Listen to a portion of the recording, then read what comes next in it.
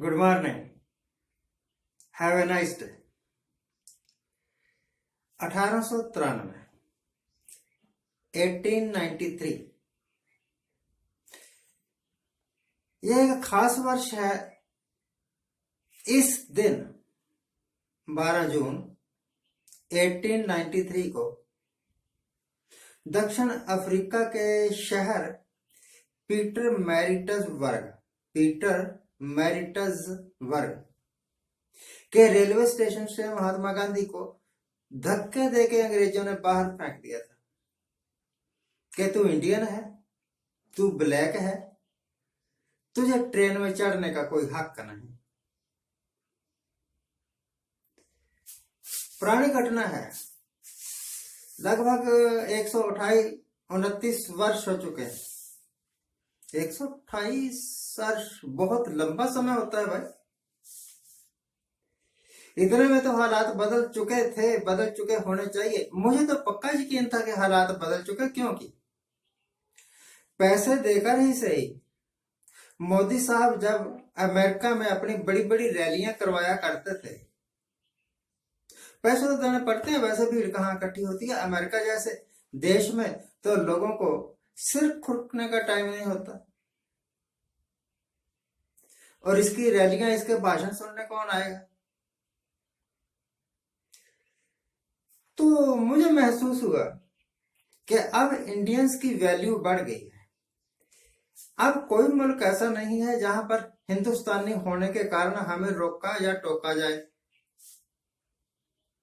अब यूक्रेन और रशिया का कॉन्फ्लिक्ट चल रहा है, लड़ाई चल रही है। तो भारतीय सरकार ने हिंदुस्तानी स्टूडेंट्स को, जो कि लाखों हजारों की तादाद में वहां पढ़ते हैं, ये कहा कि आप किसी न किसी तरीके से रेलवे स्टेशन पर पहुंचिए, किसी न किसी तरीके से आप पोलैंड के या हंगरी के या रोमानिया के बॉर्डर पर पहुंचिए। वहां पर आपका प्रबंध किया हुआ है, आपको बॉर्डर क्रॉस करने में कोई दिक्कत नहीं होगी और आप आराम से इंडिया में आ जाएंगे, वहां से हम आपको ले आएंगे। प्रधानमंत्री साहब ने तो अपने 4 मंत्री भी भेजे पोलैंड में, और यूगोस्लाविया क्या बोलते हैं उसको, जो यूक्रेन के साथ लगते देश, हंगरी वगैरह, वहां भेजे कि ये मंत्री स्टूडेंट्स को फैसिलिटेट करेंगे इंडिया आना है। अगर मंत्री ही भेजने थे तो इन देशों में क्यों भेजे? यूक्रेन में ही भेजते ना, अपनी देख रेख में। वो स्टूडेंट्स को पहले रेल में चढ़ाते, फिर हवाई जहाज द्वारा इंडिया में भेजते, पर वो ऐसा नहीं हुआ। खैर, अपनी अपनी सोच है। ही मे थिंक बेटर, वो हमसे अच्छा सोच सकते हैं क्योंकि वो पावर में है और राजगद्दी पर बैठे हैं। तो स्टूडेंट्स तो बेचारे गए रेलवे स्टेशन की तरफ या बॉर्डर्स की तरफ,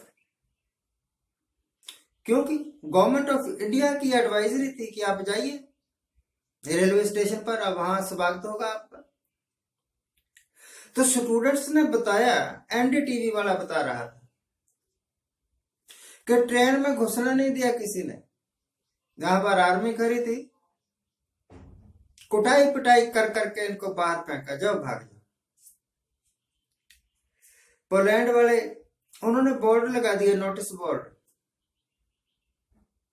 कि Indians are not allowed to enter, भारतीयों को प्रवेश की अनुमति नहीं है।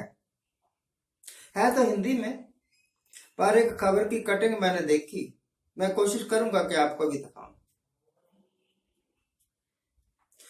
तो प्रधानमंत्री साहब जब विदेशों में जाकर बड़ी बड़ी रैलियां करते थे, वो ढकोसला ही था।